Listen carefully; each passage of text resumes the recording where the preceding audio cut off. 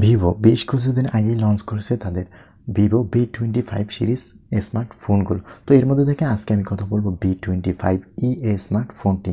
বেশ কিছুদিন আগেই লঞ্চ হওয়া এই স্মার্টফোনটির দাম ছিল 34,990 টাকা। তো বর্তমান মূল্য এখন 3,000 টাকা কমিয়ে 31,990 টাকায় রাখা হয়েছে। তো এই স্মার্টফোনটি আমাদেরকে কি কি অফার করছে এই বাজেটে, এবং এই বাজেটে আমার কাছে কতটা ভ্যালু ফর মানি এবং আমাদের এখানে আদৌ ঠিক হচ্ছে কিনা পুরো ভিডিওতে সেটি নিয়ে আলোচনা করব।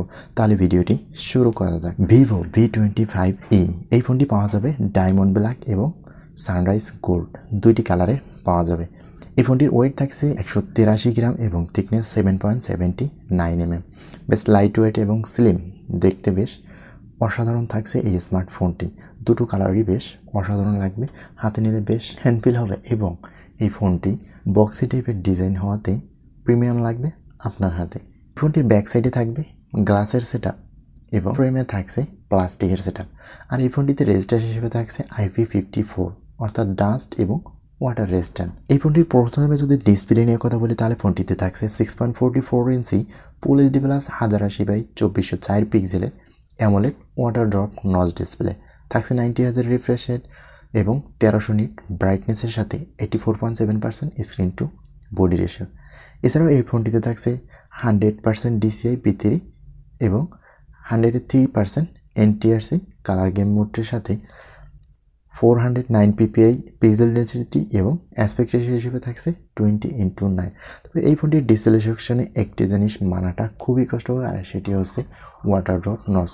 বর্তমান সময় এসে ওয়াটার ড্রপ ডিসপ্লে কারোরই পছন্দ হবে না। অবশ্যই যদি 20 থেকে 25,000 টাকা বা 18 থেকে 19,000 টাকা দামেরও ফোন কেনে তখনও সে চায় একটি পাঞ্চুয়াল ডিসপ্লের ফোন। তো সেই ক্ষেত্রে 32,000 টাকা বাজেটে ওয়াটার ড্রপ নচ ডিসপ্লে কারোর কাছেই ভালো না লাগারই কথা, আবার অনেকের হয়তো ভালো লাগতেও পারে, যার যার ইচ্ছা। এছাড়াও ফোনটিতে 90 হার্জ রিফ্রেশ রেট থাকে, অবশ্যই 120 রিফ্রেশ রেটটা দেওয়া প্রয়োজন ছিল। এরপরে আসি এই ফোনটির পারফরমেন্স সেকশনে। এই ফোনটি রান করবে ফান্টাস OS 12 এর সাথে অ্যান্ড্রয়েড 12। আর ফোনটিতে চিপসেট হিসেবে থাকছে মিডিয়াটেক হিলিও G99 এর চিপসেট 6 ন্যানোমিটারের, এবং ফোনটিতে CPU হিসেবে থাকছে 2.2 GHz অক্টাকোর এবং GPU হিসেবে পাওয়া যাবে এর মালিজি 57MC2। আর ফোনটি পাওয়া যাবে একটি ভেরিয়েন্টে 8GB এবং 8GBর সাথে আরও এক্সটেন্ডেড হিসেবে পাওয়া যাবে 8GB, টোটাল 16GB পর্যন্ত র্যাম। আর ফোনটির র্যাম টাইপ হচ্ছে LPDDR4X এবং ফোনটিতে স্টোরেজ হিসেবে পাওয়া যাবে দুইটি ভেরিয়েন্ট, 128GB এবং 256GB। হয়তো 256GBটা বাংলাদেশ মার্কেটে পাওয়া যাবে না। এই ফোনটির স্টোরেজ টাইপ হচ্ছে UFS 3.1। এই ফোনটির পারফরমেন্স সেকশন নিয়ে যদি কথা বলি তাহলে এখানে অবশ্যই প্রসেসরের দিক দিয়ে একটু দুর্বলতা বলবো, কারণ এইরকম বাজেটে এইরকম প্রসেসরের জায়গায় হয়তো ভালো কিছু প্রসেসর আশা করতে পারি আমরা। গেমিংয়ের ক্ষেত্রে পারফরমেন্স বেশ মোটামুটি ভালো পাবেন, তবে বাজেট বিবেচনায় পারফরমেন্স একটু ল্যাকিংস থাকছে। এরপরে আসি এই ফোনটির ক্যামেরা থাকছে 64 মেগাপিক্সেলের মেইন ক্যামেরার সাথে 2 মেগাপিক্সেলের ডেপথ সেন্সর এবং 2 মেগাপিক্সেলের ম্যাক্রো লেন্স। তবে থাকছে না এখানে 4K রেজলিউশনের ভিডিও রেকর্ড। অবশ্যই 4K রেজলিউশনের ভিডিও রেকর্ডটা থাকা উচিত ছিল।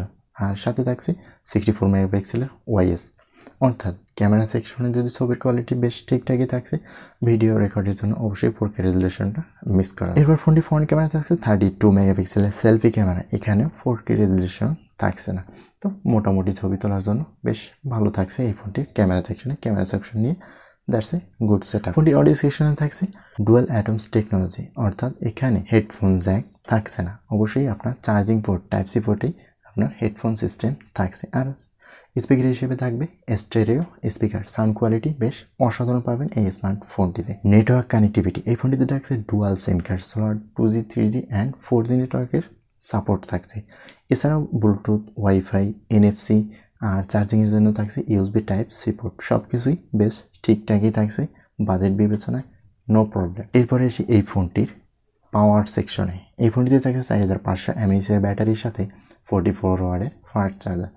চার্জ করে পুরো দিন অনায়াসে ইউজ করতে পারবেন। ফোনটি চার্জ করতেও বেশি সময় নেবে না, প্রায় 50 মিনিটের মতন সময় লাগবে ফোনটি চার্জ করতে। এছাড়াও ফোনটিতে থাকছে ইন ডিসপ্লে ফিঙ্গারপ্রিন্ট সেন্সর। তো ফোনটি যদি সব দিক নিয়ে বিবেচনা করি তাহলে বেশ ভালো কিছু। যদি পারফরমেন্স সেকশনে আর একটু ভালো প্রসেসর দেওয়া হতো বেটার হতো ফোনটির পারফরমেন্স সেকশনে, এবং ডিসপ্লের দিকে অবশ্যই আরও ভালো কিছু প্রোভাইড করলে বেশি বেটার হতো। আর এই ফোনটি 8GB 128GB ভেরিয়েন্টের দাম 31,990 টাকা বর্তমান মূল্য।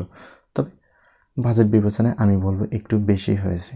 তো আপনার কাছে কেমন হলো অবশ্যই কমেন্ট করে জানাবেন। আর যদি ভিডিওটি ভালো লাগে অবশ্যই একটি লাইক দেবেন এবং চ্যানেলটিকে সাবস্ক্রাইব করে পাশে থাকবেন।